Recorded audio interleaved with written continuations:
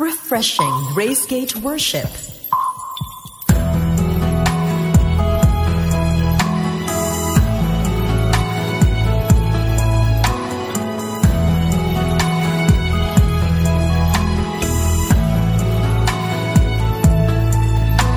You make all things so beautiful. The bright blue sky, the flowers bloom. Your finger... Good evening po sa inyo lahat.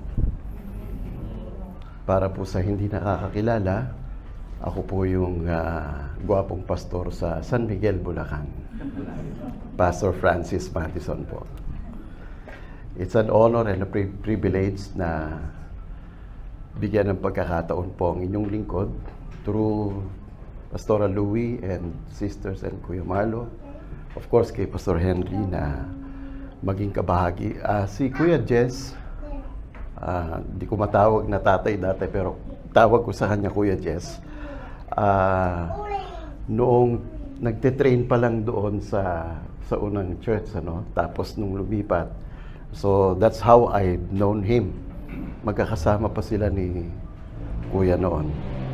So it reveals somehow yung age namin. Pero ako po yung pinakabata. Okay. Somewhat odd yung aking pong babasahing verse. 1 Chronicles chapter 29, verse 1 to 5. And David the king said to all the assembly, Solomon my son, whom alone God has chosen, is young and inexperienced, and the work is great. For the palace will not be for man, but for the Lord God. So I have provided for the house of my God, so far as I was able, the gold for the things of gold, silver for the things of silver, and bronze for the things of bronze. Parang yung nasa Olympics po ngayon. The iron for the things of iron, and the wood for the things of wood, besides great quantities of onyx, and stones for setting antimony, colored stones, and all sorts of precious stones and marble. Moreover, in addition to all that I have provided for the holy house, I have a treasure of my own gold and silver. And because of my devotion to the house of my God, I give it to the house of my God 3,000 talents of gold, of the gold of Ophir, and 7,000 talents of refined silver, for overlaying the walls of the house, and for all the work to be done by craftsmen. Gold for the things of gold, and silver for the things of silver. Who then will offer willingly, consecrating himself today to the Lord? May the Lord bless the reading of His Word. Itong verse na to, actually, kaya nga sabi ko kanina, somewhat parang kakaiba with this kind of celebration of service na kay Kuya Jess, because I want to talk about a legacy.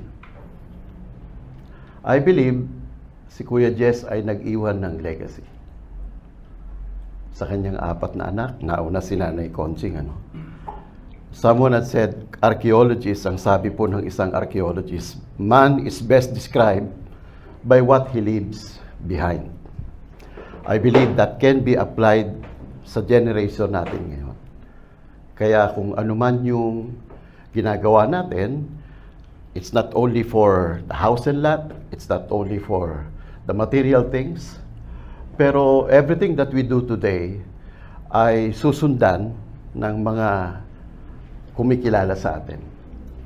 Everything that we do today ay tutularan ng mga nakakakilala sa atin. Kaya whether we like it or not, sa buhay natin ngayon, we are leaving a legacy. Okay. Sinabi ko minsan sa aking congregation na pinapastoran, we are born looking like our parents. Tama? I was thinking yung 4 ay talagang may resemblance ni Kuya Jess. Somehow yung pagtitingin ka sa gilid kay Nanay Conching, di ba? So, meron po talagang resemblance. We are born looking like our parents, but we die looking like our decision. So it's in every decision that we make, okay, every day of our life, that we leave a legacy, not only sa tatak ng pangalan natin, pero Meron ng mga apo si Kuya Jess. Ilan na rin po ang kanyang apo. Kaya napaka-importante that we need to think about what we leave behind. Si David, nung binabasa ko po ito, kahapon, when Pastor Henry informed me about it, I was thinking na may iniwang legacy si David, maaring to the house of God, but meron din kay Solomon. Supposed to be, ang desire niya siya ang magbibuild. Pero dahil he is a warrior, okay, God had to say no kay David. At ipinasa niyo ito sa kanyang anak. A legacy is an inheritance or quality of someone who has died, the memories and the contributions people have created in their lifetime. Naniniwala po ako rito. I believe we will all agree with this. That Kuya Jess ay meron pong iniwang marka sa bawat isa sa atin. Meron siyang hindi lamang po basta maaring marka ng kanyang pwede nating tularan. Maybe meron po ako nakausap katulad ng service na nag-conduct din ako. Meron siyang hindi malimutan sa sinabi ng kanyang tatay. At embedded sa kanya yon. Meron naman, hindi malimutan yung moment nila together. Embedded sa kanya yon. Okay? Uulitin ko po mga kapatid. Whether we like it or not, we leave a legacy behind us. That's why we should mind our decision every day of our life. I believe, naalala niyo po yung sinabi sa Book of Hebrews, kahit patay na siya, pero nangungusap pa rin. Though he is dead, but still, he speaks even today. Kaya sa atin po, isang malaking paalala na lahat ng ating memorya kay Kuya Jess, nag-iiwan ito sa atin ng paalala, kung hindi man paalala, pagtuturo. Okay? Kaya, salamat sa Panginoon dahil maaari sa edad ni Kuya Jess ngayon, that's the consummation of his age. But I believe, meron na siyang na-fulfill. Knowing that the family is a Christian family, maaring may ups and downs ang family, but still, they are a family. Nag-iiwan ng marka sa bawat isa. We speak of our own individual DNA, but we receive from our parents, and at the same time, ipapasa din natin sa mga grandchildren natin. That's why every decision that we make is very crucial. A legacy can be a negative or a positive thing na maipapasa. Siguro po, kung hindi nyo man kilala, maybe some of you have heard si Max Juke. Hindi po siya ang gumawa ng Nissan Juke. Baka Juke lang yon. He was a crude, sabihin natin, napakasamang tao niya. Pero sa decision ng nangyari sa kanya, ang kanyang pamilya, it numbered around 709 descendants. Sa 709, meron siyang 280 na paupers. Ibig sabihin talagang mahirap. And 140 criminals.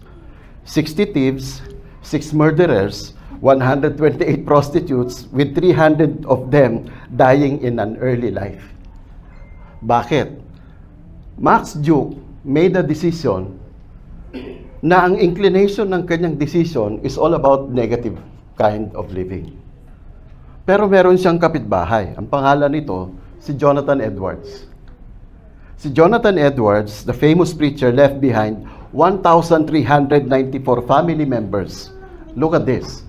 Sa 1,394 family members, meron pong 100 lawyers, 30 judges, 13 college presidents, 100 college professors, 62 physicians, and 60 authors.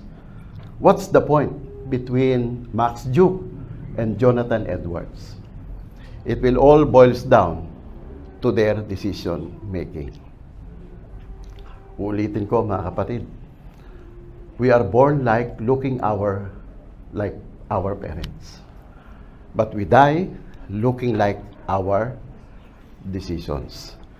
It's very important na katulad ng sinabi ni David, maaari nag-institute siya ng magandang para doon sa tahanan ng Diyos, pero lahat ng ito iniwan niya sa kanyang anak. From my understanding, si Kuya Jess, isang gwapong anak, 3 magagandang anak. Okay? Legacy yan eh. Sometimes we call them, or I call them, trophy. Okay? Trophy na maipagmamalaki. All of them, as far as I know mga kapatid, they are all well in life. Okay? And si David, nung gusto niyang gawin talaga yung templo, hindi siya pinayagan ng Panginoon. Bakit? Kasi puro dugo yung kanyang kamay. Warrior talaga siya.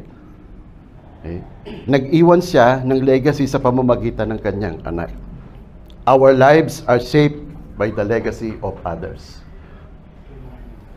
Ngayon po, masyadong mainit yung issue. Sana magkasundo nga sila.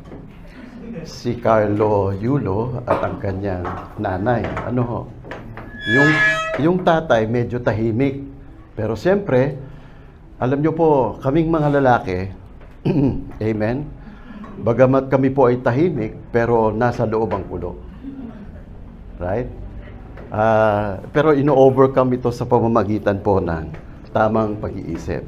Okay. Si Alfred Nobel, siya po ang nag-imbento ng dynamite. Pero dahil doon, he had to make a decision na baguhin po yun kasi ang naimbento pala ni Alfred Nobel is a weapon of mass destruction. Kaya he had to make a decision na baguhin yung kaisipan na yon.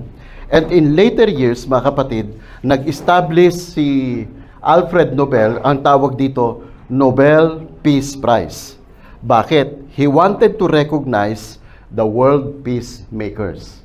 Kaya nabago po ang pagkakaunawa kay Alfred Nobel with a decision. Si Louis Pasteur invented immunization for rabies. Gusto niyang itest ito sa isang maliit na bata, but unfortunately, ito po ay nakagat ng aso, and he saved the boy's life by continuing to do this anti-rabies. Si Louis Pasteur po yun. Si Sir Nicholson ng Czechoslovakia, alam ko hindi nyo kilala ito, pero ako binasa ko lamang ito at sinama ko sa aking sermon tonight. Si Sir Nicholson Winston, stockbroker siya sa may Czechoslovakia, pero nag-decide siya na proteksyonan ang 699 Jews, mga Israelita. Okay?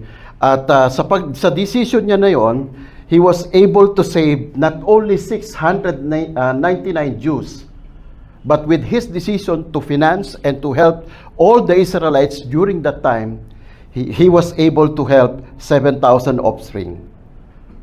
At ito po ay nagsusupport sa buong Europe ngayon. Maybe some of you hindi nyo alam, pero ang talagang brightest minds in our world today ay galing po talaga sa lahi po ng Hudyo, okay? Israelita. Okay? Ako po ay lahi po ng Abraham. Kasi po ang tatay ko taga-Abra. Abraham. Kaya yung mga taga-bundok naman po na tinutulungan ko po sa bundok, sa may Botolan, Zambales at saka sa Bataan po, tumutulong ako sa mga pastor doon na medyo maliliit po sa akin. Kakulay ko, medyo mapusyaw po sila. Sila naman po ay mga Israelita. Kaya magkakalahi po kami. Okay, so the other day we blessed them. Everything that we do today, mga kapatid, okay, katulad nung naging desisyon ni Yulo na ilagay niya sa Instagram ata yun, yung pakikipag-communicate sa nanay niya, to which ako, I don't approve that because naging public, so naging public tuloy yung kanilang family, no? Kaya sa atin po, hanggat maaari, I always advise my people not to use the social media para i-publiko yung mga hinaing mga emosyon. For me, it shows how immature tayong lahat pag nagpo-post tayo sa mga ganong bagay. Bakit? Because we are all preparing for our legacy. I believe in this as I close, mga kapatid. Si Tatay Jess, bago siya naratay ng ilang araw o ilang oras, maaring may karamdaman na siya. Honestly, nung makita ko the other day sa Facebook, kasi parang last year lang ata si Nanay Conching, di ba? So parang I'm sorry, hindi ako nakapunta dahil so much busy. Pero yung parents nila ay I will remember them every time na nagpupunta ako sa church at nagkakandak ng training. They are so, hindi, si Tatay Jess medyo tahimik. Pero kapag nakatabi mo yan at nakakwentuhan mo naman yan, magkukwento talaga siya. Merong ganun kasing personality. That's why hindi po tayo dapat madaling mag-judge sa isang person out of his aura, di ba? Okay? Kaya lahat ng yon, the moment we talk to someone, nakakwentuhan natin sila, nakapalagayang loob, doon pa lang natin makikita yung significant kind of person that somehow maaring kinuha na ni Lord sa atin. We don't know, but it is the purpose of God, kaya po nangyayari sa atin ito. Ako po ay T5 pa lang. Okay lang ba sabihin ko? Kaya 55 pa lang ako. Pero I realized for the past 3 years, mga kapatid, I have to take care of myself. And at the same time, how I value my face publicly. Okay? Kasi conscious ako, mag-iiwan ako ng legacy sa mundong ito. Right? Kahit sa church. Sa church na pinapastoran ko ngayon at sa mga kapwa ko pastor na tinutulungan ko ngayon, nag-iisip ako, I'm conscious enough na I'm leaving a legacy to them. Kaya every decision that we make, mga kapatid, ay napaka-importante. The greatest legacy that we have, I believe, is the Lord Jesus Christ. Nagbigay ng impact, hindi lang basta impact, pero embedded sa ating puso. When you come to know the Lord, you accept Him as your Lord and Savior, malalim po yun eh. Hindi yun basta parang nag-pray ka lang. But if you have that depthness of understanding sa ginagawa ng Panginoon sa buhay natin, nabavalue natin yung buhay. Nabavalue natin yung time. Nabavalue natin everything that we say, everything that we do, pinagpapahalagahan na natin yan. Nagiging mapagbantay tayo sa ating sarili. Bakit? Kasi valuable yung buhay natin sa Panginoon. Okay? Kaya kung valuable ito, let's take into an account sa ating isipan, sa ating puso, what we do today leaves a legacy behind. People leave behind all sorts of legacies. Legacies of faith, legacies of fruitfulness, legacies of family, friendship. Okay? I have friends, kahit na matagal kami hindi nakita, pero pag nakita kami, we really cherish with one another. Okay? Parang hindi kami nakita. Bakit? Kasi we are leaving a legacy. Other leave a legacy of folly, foolishness, falsehood. Okay? At iba naman, ang iniiwan nilang legacy either positive or negative. Sabi ng Bible, Psalms 116 verse 15, precious in the sight of the Lord is the death of His saints. Okay? Napaka-precious ni Kuya Jess. Sa gabing ito, sa lahat ng bumibisita gabi-gabi, every time na may ganitong klaseng service, tinitignan natin ang isang maaari si Kuya Jess, ang kanyang bangkay nandyan na. Pero ang kanyang spirito at kaluluwa ay nandun na sa Panginoon. Okay? Ilang araw bago po siya physically mawalay sa atin, it marks that his life is so precious. Malakas na mangungusap sa atin ito. I don't know how deep your relationship with Kuya Jess. But let's take into account, oo nga no. Ako minsan, sa totoo lang, aminin ko po sa inyo bilang pastor, minsan ayaw kong mag-service, lalo na kapag malapit sa akin yung taong magkakanda ako ng service. Kasi masakit eh. Okay? Yung father ko, nauna siyang nawala. sinundan ng mother ko. Tapos I was being challenged na ako mag-service. Ang hirap. Okay? But again, I was reminded of the preciousness of the life of a person leaving a legacy sa atin.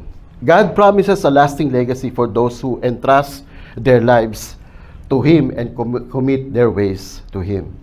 Proverbs 13 verse 22, a good life gets passed on to the grandchildren. Okay, ang mga apo ni Kuya Jess, I believe, katulad ng aking mga anak, na-miss nila yung kanilang lola, yung lolo nila, hindi na nila nasilayan at nakalakihan. Pero from time to time, nagtatanong sa akin yung mga anak ko, about their lola. A righteous man will be remembered forever. Psalms 112 verse 6. Forever is a long time, I believe. And God's character ay walang katapusan. Kaya yung sinasabi ng Bible sa atin, precious is in the sight of the Lord is the death of His saints. One last verse. A good man leaves an inheritance for his children's children. Proverbs 13 verse 22. Can I be more personal? Okay lang po. Okay. Siyempre, masakit mawalay ang tatay. Okay. Lalo na rin ang nanay. Ako po, wala na po akong magulang eh. Namatay ang father ko at the age of 59 years old. Kaya nagbibilang na lang ako ng 4 na taon. You know, what makes me stable in my faith? It's because of the Lord Jesus Christ. Malinaw kasi sa akin kung sino ang Panginoong Jesus eh. That's why I made a decision long years ago not to abuse my body, not to abuse myself. Kasi I know I will leave a legacy to my children. Kaya every time I see my father, kasi before he died, I shared the gospel to him. Namatay siya because of lung cancer, 4th degree. Okay. Bakit? 11 years old pa lang, nagbibisyo na eh. Hanggang sa nakalakihan niya. And one day, nagpakita yung sakit. Hindi na mapigilan. Sabi sa amin ng doktor, sabi sa amin, your dad has only 4 months to live. Exactly kung ano yung sinabi ni Dr. Ong, sabi niya, 4 na buwan. On that day, wala na rin siya. But I make sure to it na yung tatay ko nakakilala sa Panginoon.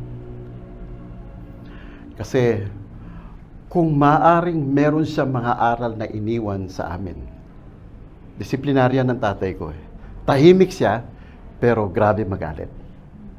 Okay? Nakatanggap ako sa kanya ng 2x2, 2x4, at saka yung bilog na, yung yantok na may tatak na Baguio. Galing kasi yung walis tambo sa Baguio. Disiplinaryan ng tatay ko. I did not hate him for that. But later on, I realized it's a disciplinary measures. Okay? That's why, yung mga naiwan sa aking alaala ng tatay ko, siya nagturo sa akin mag-drive. Sa aming 3 magkakapatid, ako pinakagwapo, pero ako po yung natutong mag-drive. Kasi ang nagturo sa akin, yung tatay ko. My daddy is a taxi driver. Kaya paghating gabi, uuwi siya sa amin, 1 hour kami mag-aaral, tinuturuan niya ako mag-drive. Hindi para maging taxi driver. Pero I was able to, acquire a skill of driving dahil sa tatay ko. May mga moments kami na masaya dahil pagkatapos ng driving, bibili kami ng pandesal, papalamanan ng Rino, at saka isang mainit na kape. I enjoy that moment. Kaya i-ascribe ko yung skill ko sa pagdadrive because of my tatay. I believe kay Kuya Marlo, sa 3 magandang magkakapatid, there is something that Tatay Jess ay may iniwang marka sa inyo. and that should never be lost. Tonight, I guess what I'm saying for everybody ay tulad ng focus ng aking prepare, we are leaving a legacy behind. Make sure that every decision that we make will make a lasting impact sa next generation natin. Can I ask everyone to bow their heads and close their eyes?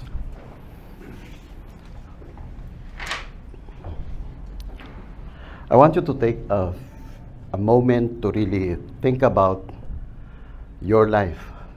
Parang flashing lang as you're bowing your heads and closing your eyes. And think about, Lord, how am I doing today? As we see the body of Tatay Jess, Kuya Jess, may it serves as a reminder for us on how we should live in this generation. Aming Ama, narito po ang bawat isa sa amin. Sa harapan po ng bangkay ng aming Kuya Jess. Minsan pa naming sariwain ang buhay, ang halimbawa, ang mga pagtuturo na nakita namin, narinig namin, naunawaan namin sa pamamagitan po ng buhay ni Kuya Jess. Together with the children, with the whole family ng Reyes, I pray that this will really amplify how good you are to us. In this kind of service, we are remembering, Lord, kung gaano kahalaga ang buhay namin.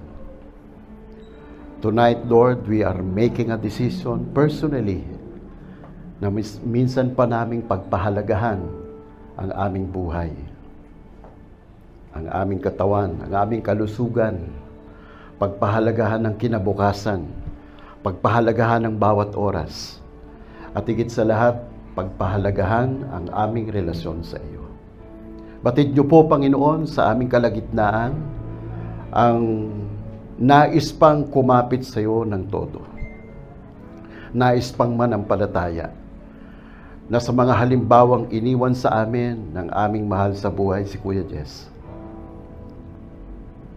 lalo na nga po ang kanyang pangalang Jesus, ang siyang magbigay sa amin ng malalim na marka sa aming puso't isipan kung gaano kahalaga ang buhay na ipinagkaloob mo. Tinubos mo kami sa pamamagitan ng krus ng Kalbaryo. Sa pamamagitan ng iyong banal na dugo, Panginoon, nilinis mo ang aming mga pagkakasala. At sa pamamagitan ng pagkabuhay na maguli, sinakdal mo ang iyong pangako na sino man ang tumanggap sa iyo, tumalima sa iyo, gawin kang Panginoon at sariling tagapagligtas, ay ganap ang kaligtasan. Nawa sa mga susunod na oras, araw, pangatawanan namin, Panginoon, ikilos namin na kami bilang anak mo ay isang maninindigan na tatayo, lalakad sa buhay na ito na meron kaming ganap na pananampalataya sa iyo. Nag-iiwan kami ng legacy sa mga susunod sa amin.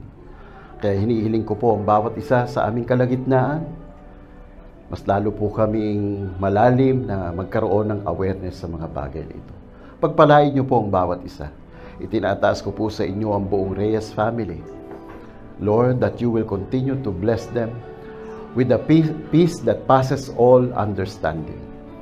Lord, give them strength, Lord God, for the remaining few days that Kuya Jess is with us.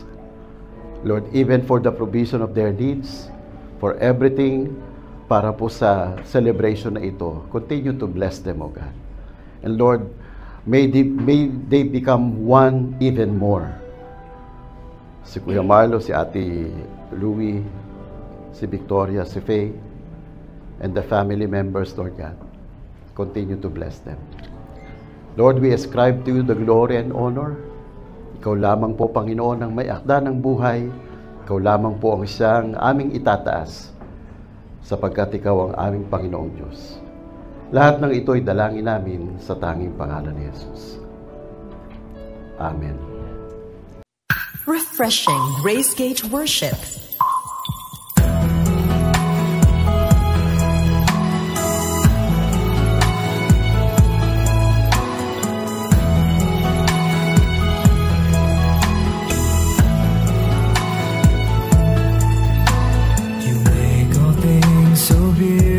The bright blue sky, the flowers bloom, your fingerprints on all creation, so marvelous and true.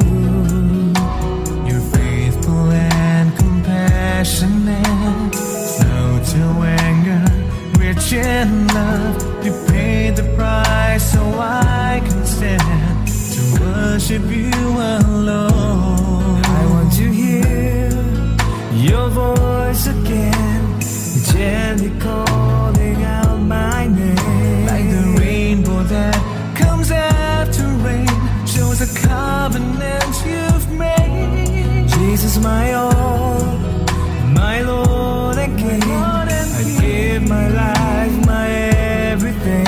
You're the treasure that my heart will seek.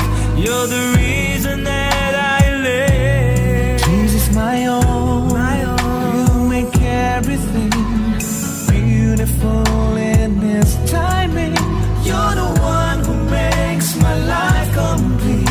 Let me be an offering. Make all things so beautiful. The bright blue sky, the flowers bloom, your fingerprints on all creation, so marvelous and true.